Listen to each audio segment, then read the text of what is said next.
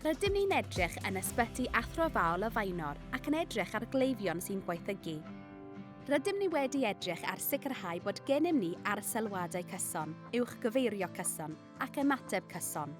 Ond hefyd, rydym ni wedi canolbwyntio llawer ar sicrhau bod cleifion yn rhan o hyn. Felly, rydym ni wedi datblygu holiaduron cleifion i wneud yn siŵr ein bod ni'n gwybod sut mae'r cleifion yn teimlo fel gwelodlyn i ddechrau.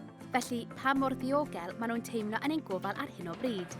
Ac wedyn, yn amlwg, drwy ein profio newidiadau, byddwn ni'n ailedrych ar y gwaith hwnnw.